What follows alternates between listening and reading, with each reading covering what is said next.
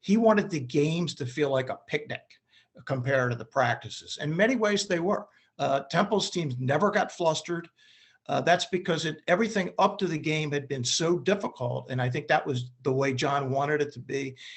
Interestingly, people would look at him on the sidelines, and sometimes because he could have some antics, like a lot of coaches think he would be a madman.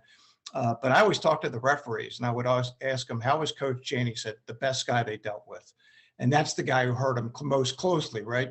So he wasn't at all like the portrayal of him as this wild, boisterous guy. He wasn't at all. He might yell at his players every once in a while, but yeah, just very unique style of playing basketball. And I think even in today's game, I think what Coach Chaney taught, I think it would work today, even in 2021.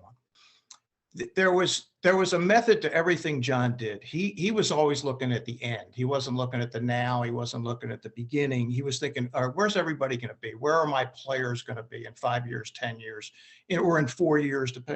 How much better are they going to get over time? Here's my favorite one. I'm going to lose track of the year, although I think it was 2003. Temple wasn't particularly good. And I mean, good enough, but not NCAA good. And John knew it.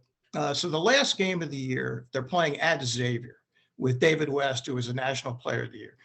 And they're getting killed. And at the end of the game, John is fouling on every possession. I mean, they're down 25 points. The people are booing. They're getting more and more angry at him. And I'm thinking, I'm watching this on TV from Philly, and I'm going, what is he doing? So a week later, we're in Dayton, and they're playing the same Xavier team in the semifinals. And I went up to him before the game, and I looked at him. I said, John, you threw that game, didn't you? He looked at me, he says, just don't tell anybody. And they went out, showed a completely different defense. The only way they were going to make the tournament that year was to win the championship of the A-10. I sat right behind Xavier's bench.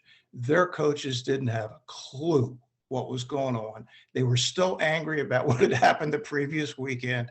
John had them nuts, and he beat Xavier and David West that day. They ended up losing to Dayton in the championship game, but the point was the point. And as I walked up the ramp with him to the press conference, and he sort of put his arm around me. He says, now just don't tell anybody what happened. Well, I just did. That's what happened.